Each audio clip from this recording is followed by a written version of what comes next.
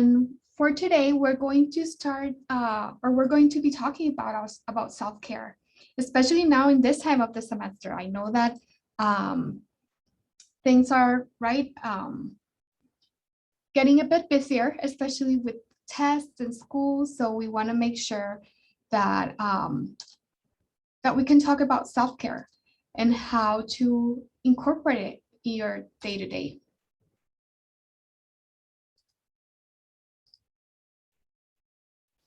But before that, Jaden is going to talk a bit about a disclosure. Yeah, so we do just want to let you know that this workshop, the purpose is supposed to be educational. We just want to kind of share some information with you, teach you about self-care, and what we share does not constitute therapy or a mental health treatment. Me and Dr. Piñero are both Title IX mandated reporters. So if anything during this workshop comes up about sexual harassment, dating violence, stalking, or sexual assault, we do have to report that. And referrals for our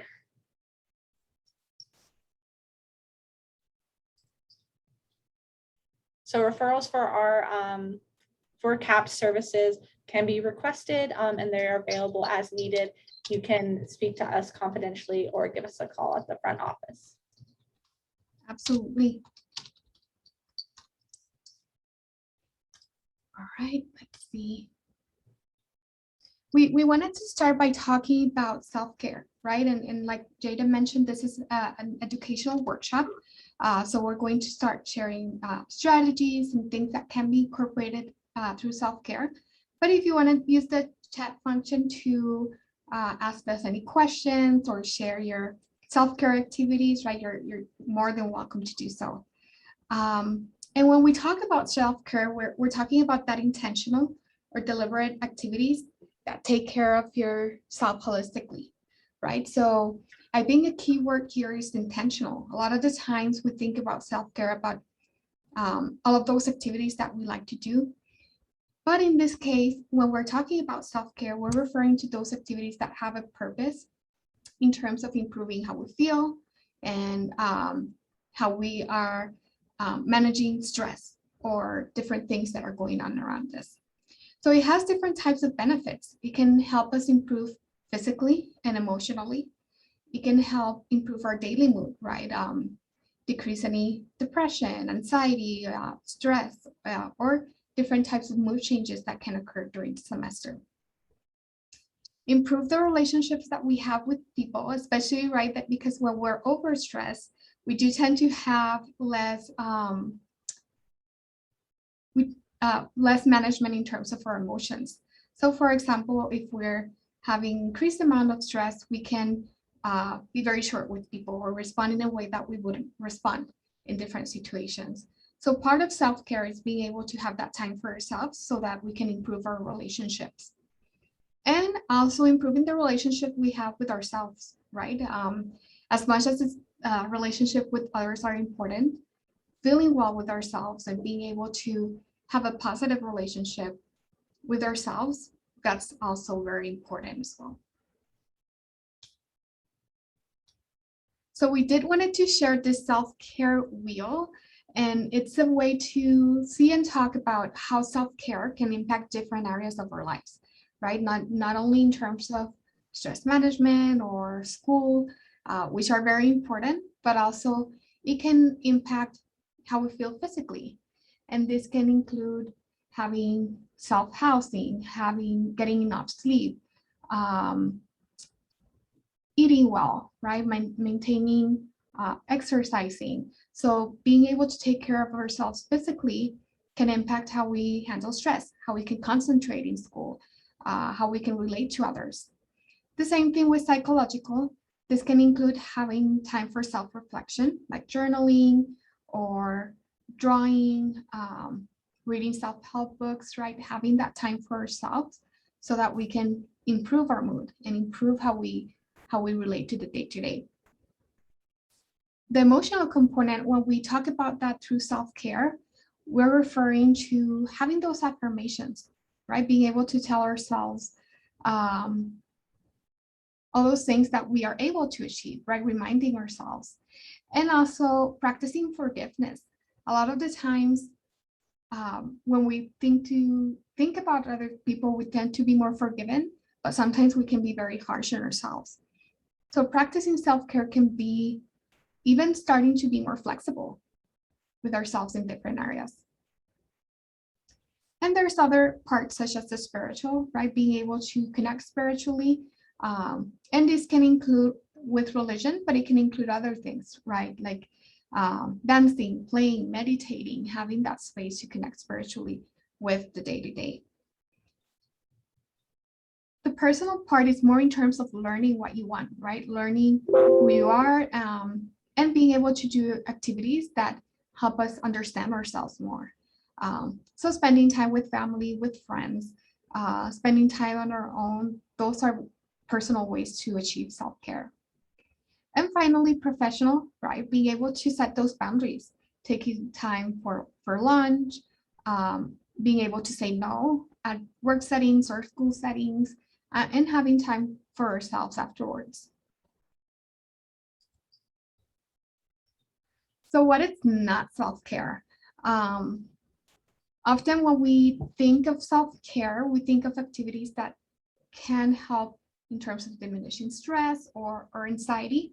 So it's not those activities that we push ourselves to complete, right? I know there's a lot of people that enjoy exercising, but if you're one of those people that have to drag your feet to go to the gym, maybe that's not the ideal self-care activity. And there can be other ones that connect or relate more to your specific needs, like yoga or dancing or any other activities that we're going to talk about later on. It's definitely not a selfish act, right? Part of self-care is being able to care for ourselves. And when we care for ourselves, that's when we connect better or care for others. So it's more in terms of being able to care for our needs, which definitely cannot not consider selfish. It's not a draining activity. Actually, the purpose is to do the contrary so that we can recharge and we can engage with other activities that we might need to do. And there's a difference between self-care and self-indulgence. Self-care usually is those purposeful activities that we do, right? Those that have a meaning and a purpose, and they're going to be connected to being able to engage with other things. For example, if I take this half an hour to draw or to write on my journal, I'm doing that with the purpose of managing stress and feeling good with myself. Self-indulgence usually doesn't have those boundaries. It's more in terms of doing any type of activity and not necessarily having a specific purpose for it.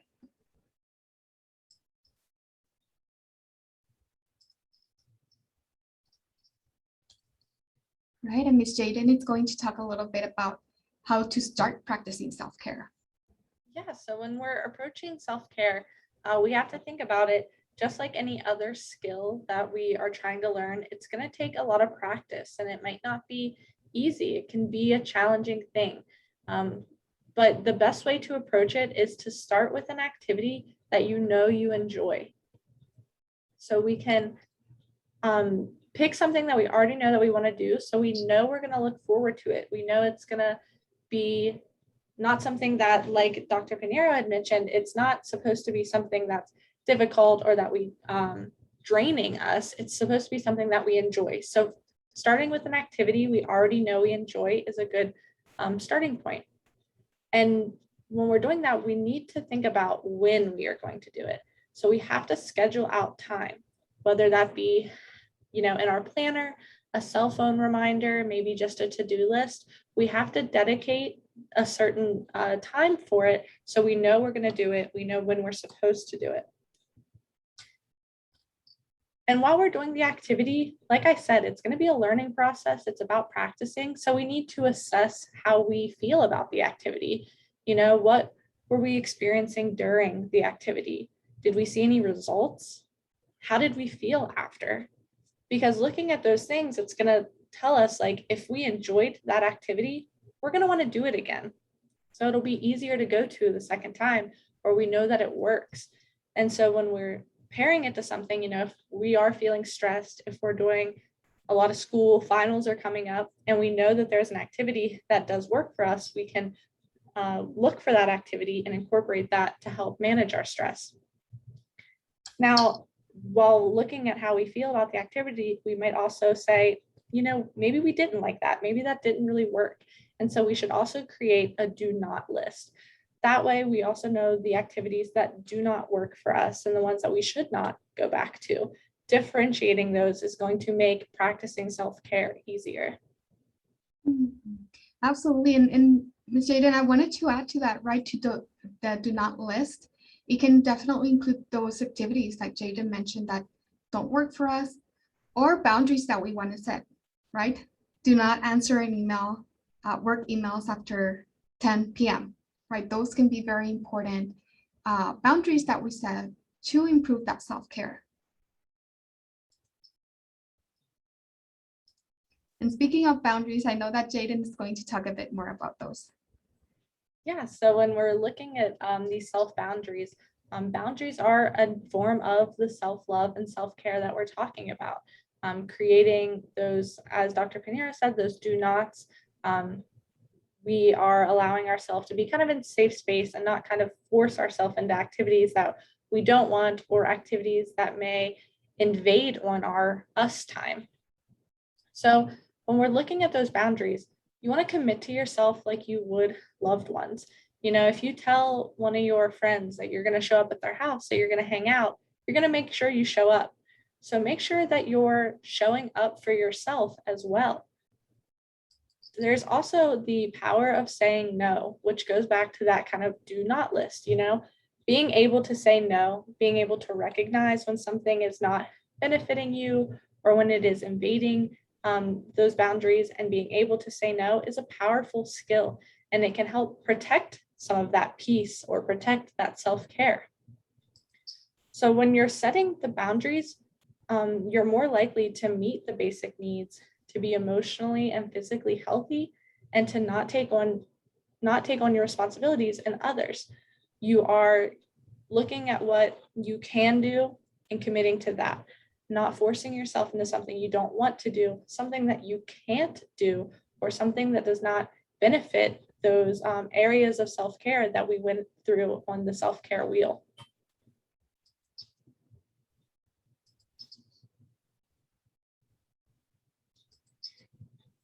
And looking at self-care during COVID, one of the biggest things to remember is to not underestimate your own resilience and limitations. I'm sure that we've all made changes and adjustments during COVID, and we've had to see a lot of things differently or experience things differently, even from, moving online for school or work. So know that we've already faced so much resilience and acknowledge that. See the strength that you've held throughout this event so far. Something important is, while COVID may have thrown kind of a wrench into your routine, try to preserve that routine as much as possible. If you used to have an hour lunch break while you were at school, keep that hour lunch break. If you used to do self-care right after class, maybe you're doing online class and classes are a bit different, still keep that self-care time after class. And maybe with some of the extra time you have, try to create a new healthy habit for yourself. Try to make something of this time. Maybe the pandemic isn't what we wanted or what we expected, but we can try to find the benefits of that and bring something good from it. Now, along with the pandemic, limiting your media intake is really important. We're always looking at the news, and it can be exhausting. It can make us sad. It can make us anxious. So knowing how to stay informed, but also knowing when enough is enough. Is this really helping me? Is this really keeping me informed? Or is it really just invading my peace? Is it keeping me anxious in the state that I don't want to be in? And once we acknowledge that, we should seek support and stay social. Even if we're not face-to-face, just doing what we're doing now, through Zoom, on FaceTime, talking to friends, trying to figure out ways to still stay connected to our community and to our friends, because we're all going through this together. So seeking that support from others is really important.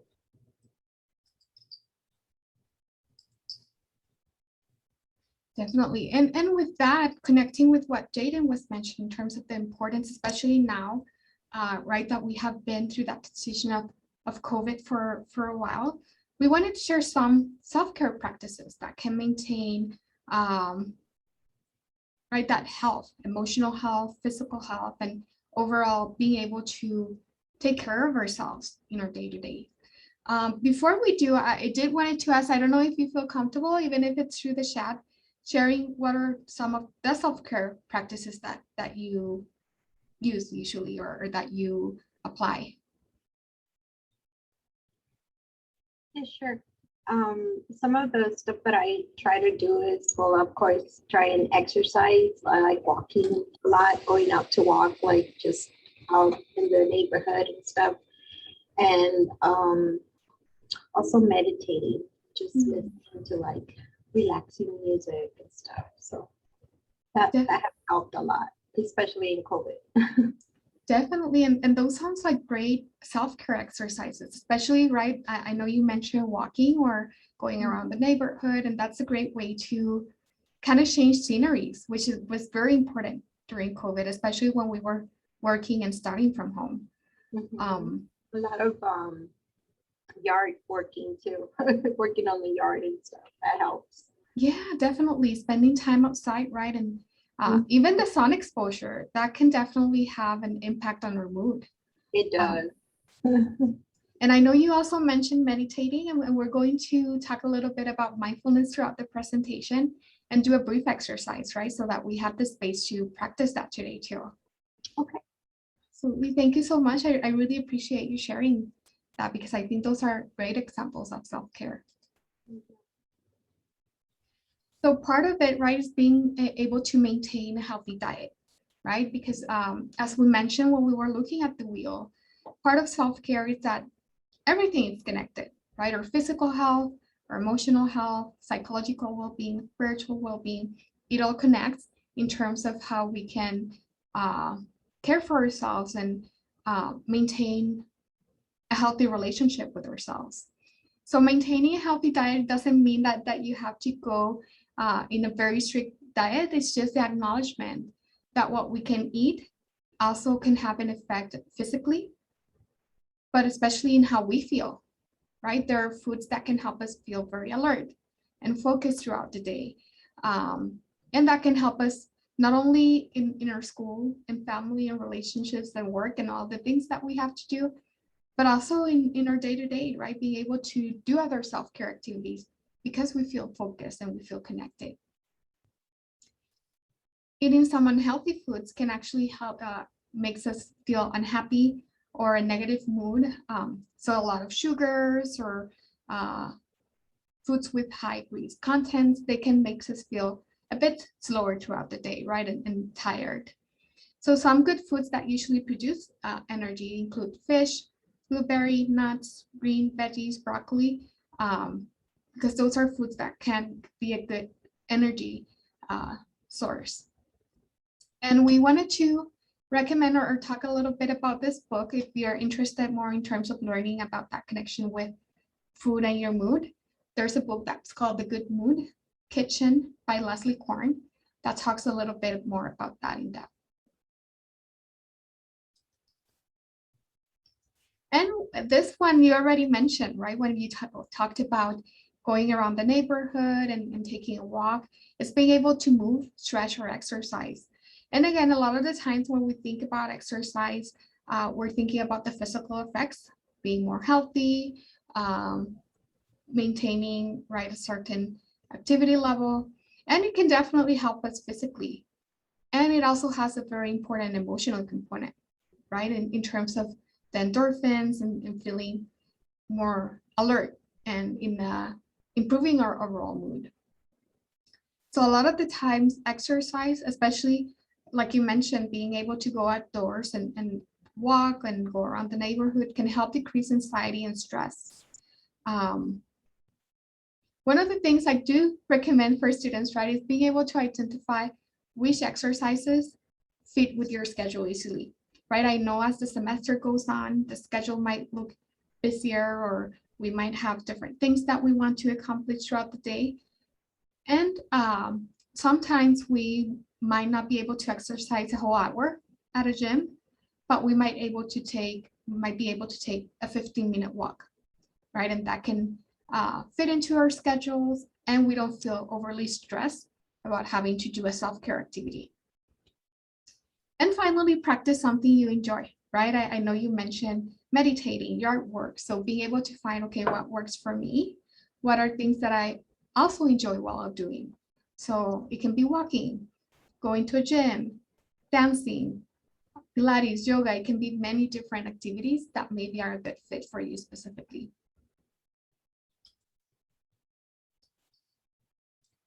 And also when we're approaching self-care, it's good to create a self-care plan. So here we're looking at the different aspects of self-care that we need to attend to. You know, we have our mind, our body, our spirit, our heart. So looking at each of those categories and thinking, how can I plan to attend to this need?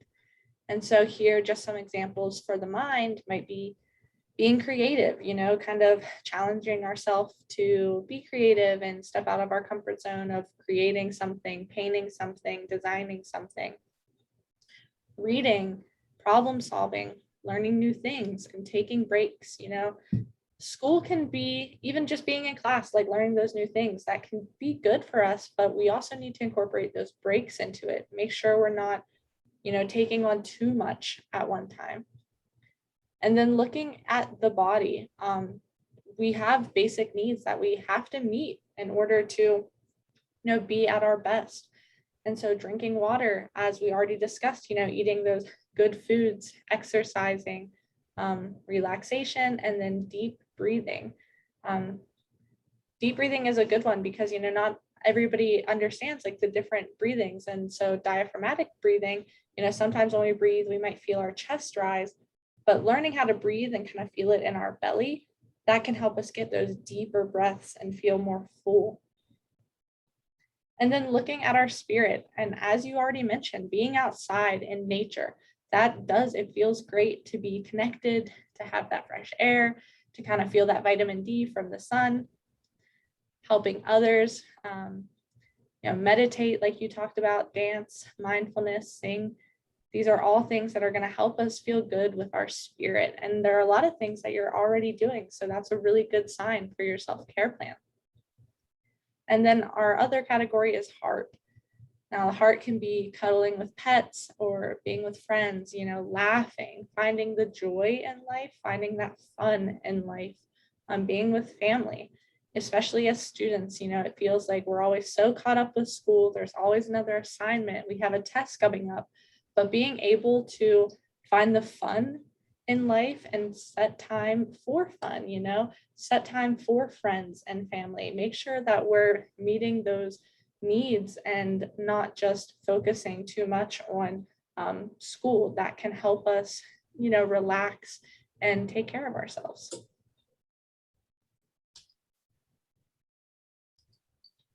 And going along more with some of these basic needs that we've talked about, sleep is a big one. Sleep, it helps us feel more restful. Sleeping is also when our short-term memories get moved to long-term memories. And, you know, as a student, that's really important. We want to remember things. So when we're looking at our sleep habits, we want to assess our night routine. You know, having that night routine can be really beneficial to us, and it kind of signals to our body, hey, it's time to go to sleep. So identify those activities that reduce stress, you know, that start bringing you down and allow you to relax into that kind of sleep state. We also want to reduce our distractors and stimulants. And, you know, a big one is our phone. We probably all go to bed with our phone. Now, if we're sitting there scrolling on our phone, that's a distraction. It's also stimulating our mind. The light is stimulating us reading the content.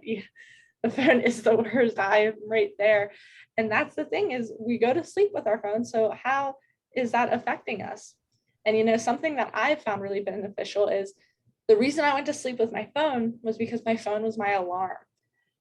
Buying a separate alarm clock has been really good for me because it kind of lets me put my phone somewhere else, leave it, you know, or maybe on the dresser, or maybe leave it by my keys and wallet, to charge overnight. And now I have an actual alarm clock that wakes me up. So I don't feel the need to take my phone with me. So I'm reducing that distractor and that stimulant in my sleep schedule. Separate your room for when you do other activities. You know, part of that night routine is signaling to your body, you know, bedroom is for sleep. When we're maybe like doing our schoolwork, if we're sitting in bed doing schoolwork, even sitting in bed eating, sometimes that can, you know, signal to our body bed means something else. So being able to separate those needs and those tasks and keep the bed and bedroom for sleep helps us kind of signal to our body, hey, when it's time to go to sleep, it's time to go to sleep. Limiting naps. And sometimes I'm really bad about this. My naps can sometimes extend for hours.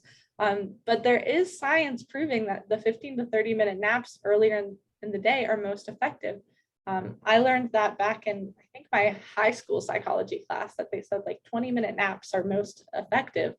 And, you know, it seems hard to believe, but once I started setting that alarm, being conscious about my naps, I did start to feel those effects. You know, it's being intentional with our naps. And then establish a routine. Like I said, you know, even if you have the TV in the bedroom, that can also keep us up. So kind of delegating that, when is TV time, making that a routine, or my TV is going to go off at 9 o'clock, my TV is going to go off at 10 o'clock, kind of incorporating that.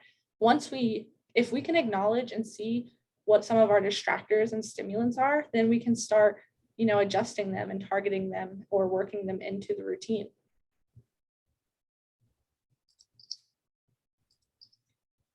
And we've kind of talked about this, but, you know, learning to say no, establishing those boundaries and holding to them.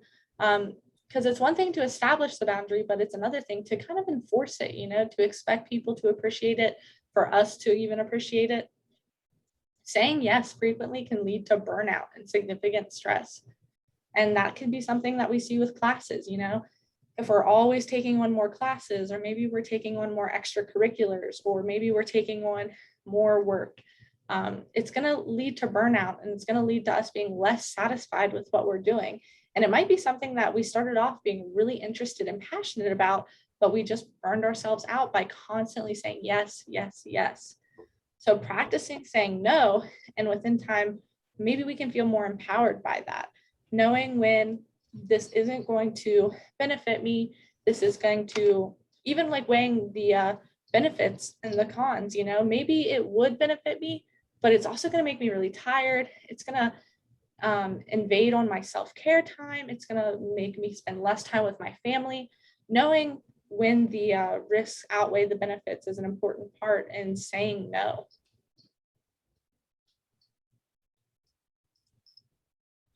Definitely. And we're going to move in to the meditation, right? As we mentioned, it's a good way to connect with the present moment. And definitely, I agree, right? The phone can be the worst, especially having TV in your bedroom. Those are pretty important stimulants that can keep us up at night. So having that routine, like Jaden mentioned, and being able to disconnect, that's very important. So I absolutely agree to what you shared on the chat. Meditation or mindfulness, right? It's an exercise that can help us connect with the present moment. And this is very important because often when we're distressed, we're thinking about what's going to happen, right? Am I going to pass this class? How is this exam going to be?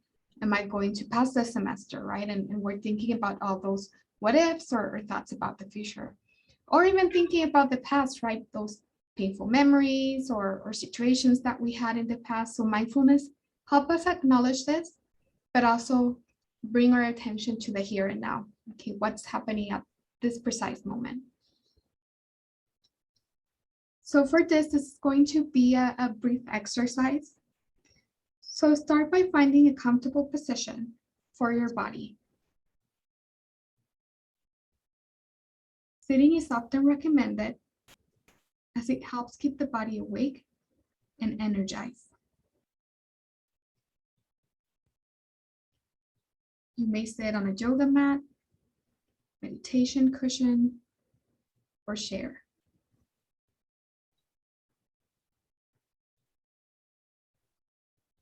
Find what feels comfortable and sustainable for a few minutes.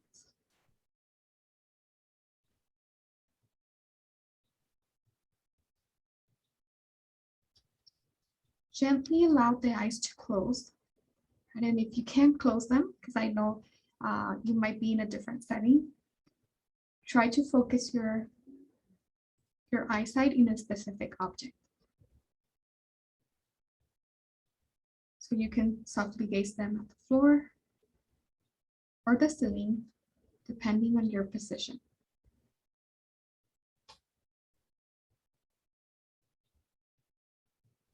Allow the eyes to relax and rest on one spot. And the idea is to minimize distractions in this practice.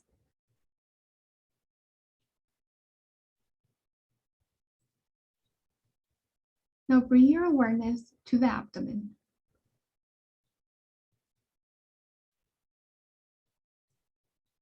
Relaxing the muscles there. See if you can feel the natural rising and falling.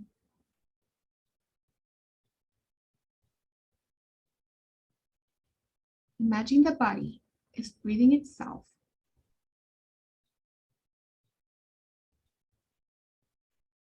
From the navel around to the obliques, notice the movement with each breath.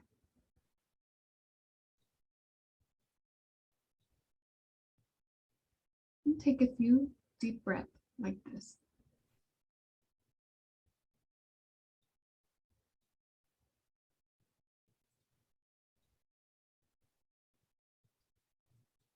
Move your awareness up to the chest.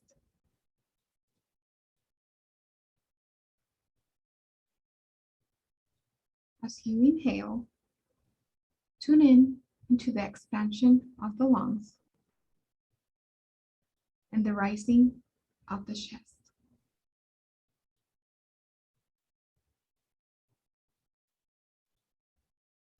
As you exhale, feel the contraction and movement.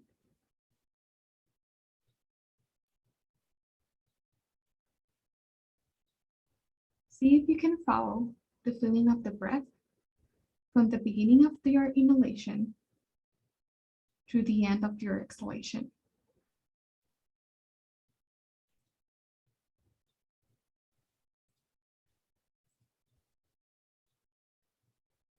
Now bring your attention to the nostrils.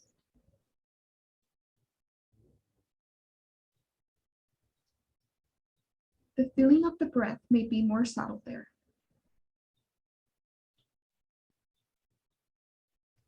Try taking a deep breath to see what is present for you.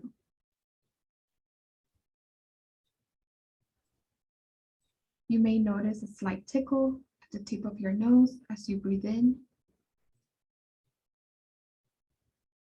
You may notice the breath is slightly warmer as the way out.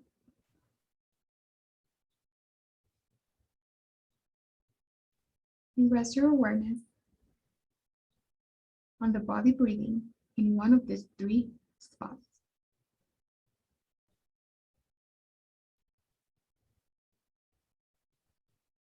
When the mind wanders, we focus on the direct experience of the breath.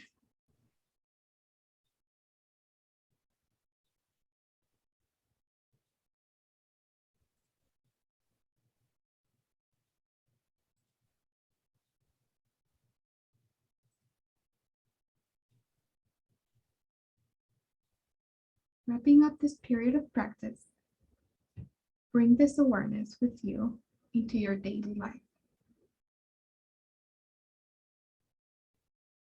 Stay in touch with the breath in your body to help the mind remain present.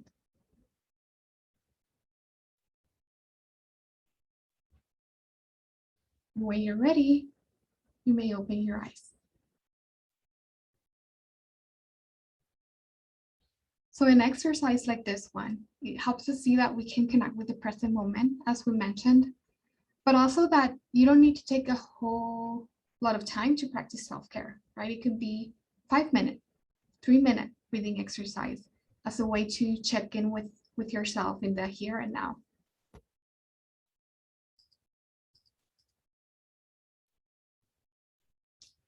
So connecting to this of what we mentioned, right? Being able to spend a few minutes on yourself, or even if it's more time, it's being able to take breaks, right? So that includes being able to take breaks between tasks and responsibilities. A lot of the times we can start feeling very frustrated with the work that we're doing, or feel that we're feeling stuck. And sometimes what's helpful is being able to take this break between tasks so that we can recharge, right? We can change our focus on what we're doing. So as we mentioned, it can help us relax and recharge, being able to take certain breaks throughout the day. And this can include what you mentioned, going for a walk and going outside.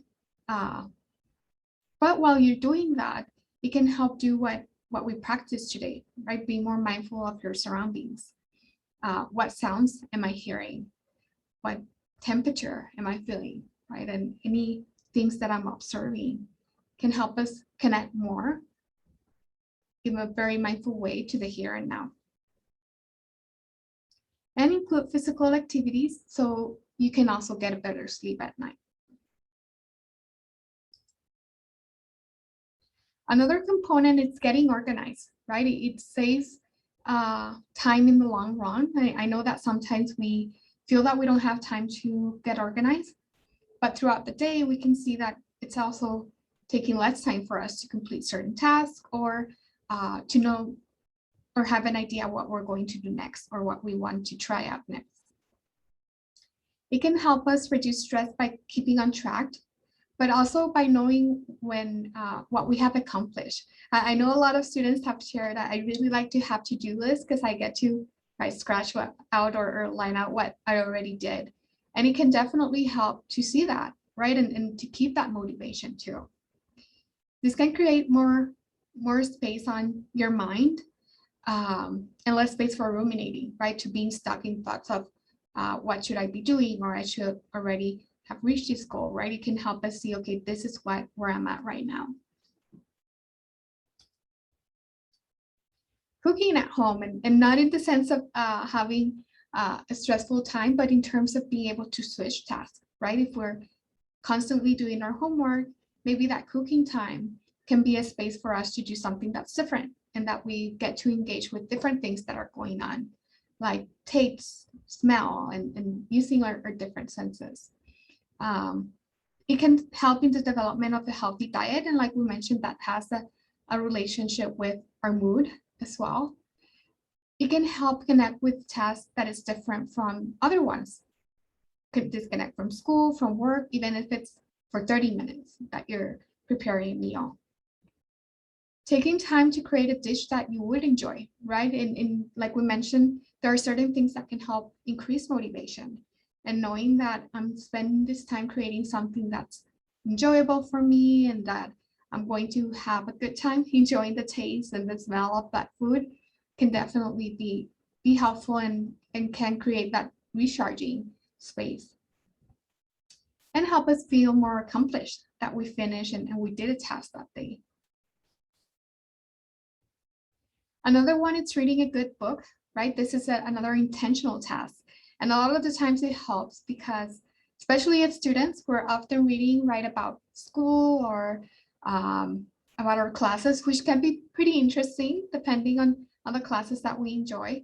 But being able to find a book that helps us disconnect from other stressors, that can also be helpful, right? Something that we can immerse ourselves in. And it can help us be mindful and connected with the present moment, right? Connect to what I'm reading and the story that I'm looking into. It can be an opportunity to continue learning about self-care. And there are some places, right, where you can access different books, like El Paso Public Library, and ebooks as well.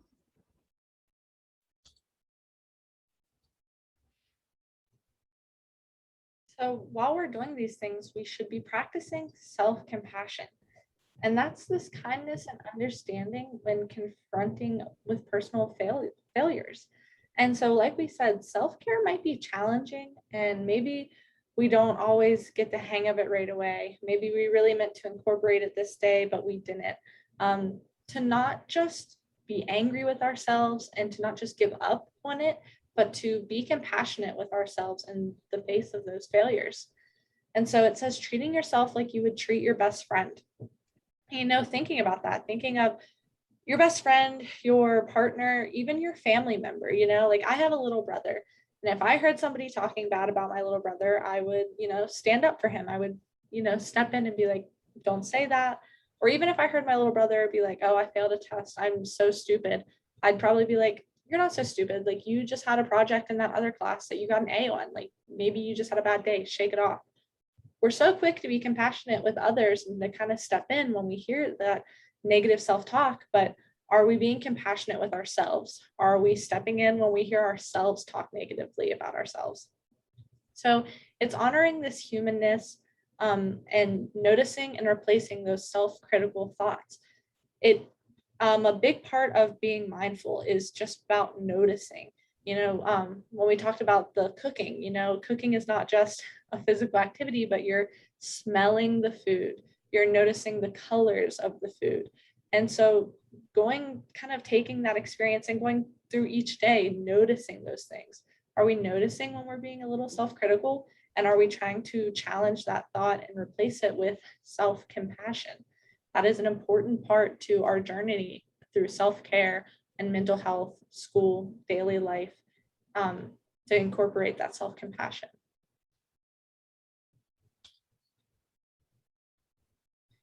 And protecting our self-care time. When we have many responsibilities, we might be tempted to skip self-care activities. And so we've kind of already talked about, COVID really changed up things. It kind of moved things online, or it changed around our schedules. Maybe we have finals coming up, and that now feels like we have the same amount of classes, but for some reason it feels like so much more work now. We have things that add into all of our daily stressors, but we can't skip out on self-care. It's important to make plans or schedules that already account for self-care activities. And we should be able to engage in self-care because that can lead us to being better in other activities.